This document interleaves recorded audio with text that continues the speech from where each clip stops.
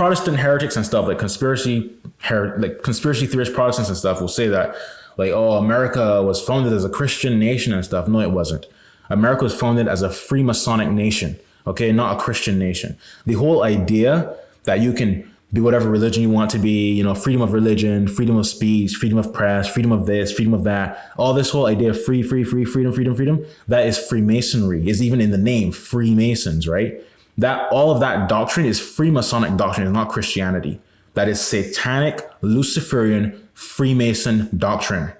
So America was founded from its very beginning as a Freemason country, not as a Christian country, okay? That's not true. And these heretics will always be like they say stuff like, oh, God supports freedom of speech or whatever. And I'm like, no, he doesn't. In the Old Testament, blasphemers were stoned to death. God doesn't support freedom of speech. How could you conclude that reading the Bible? How could you read the Bible and conclude that God supports freedom of speech when he literally commanded in the Old Testament that blasphemers should be put to death? That's speech, right? Blasphemy is speech. When you say a blasphemous thing, that's speech. God doesn't support free speech, okay? That's heretical nonsense. And the Catholic Church is well known for burning heretics at the stake, okay? So God doesn't support free speech, and his church doesn't support free speech. The whole idea of free speech and freedom of religion and all that stuff is anti-Christ. That's contrary to Christ. Christ doesn't support freedom of religion. Christ says you must believe in me or you're going to burn in hell. How can you conclude that means he supports freedom of religion? No. Okay, so continuing, and as anyone who is aware of what the U.S. Constitution teaches and the history of its presidents knows, the United States is a Masonic government. Okay, the U.S. government is a Masonic government, and many of its presidents have been publicly known Freemasons. People like George Washington and Franklin Roosevelt, for example, okay, were Freemasons, and this is publicly accepted information. The ideas of freedom of speech, freedom of religion, etc., are core tenets of the blasphemy that is Freemasonry. Note that the phrase Novus Ordo Seclorum first appeared on the US $1 bill in 1935.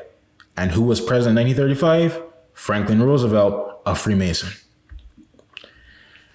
It is ironic because basically all Protestant conspiracy theorists speak about the Illuminati, Freemasons, etc. being like the evil secret rulers of the world and their primary enemies, but their religion of freedom of speech and all that stuff and worshiping the Constitution like it's a Bible is actually rooted in the teachings of Freemasons and the Illuminati.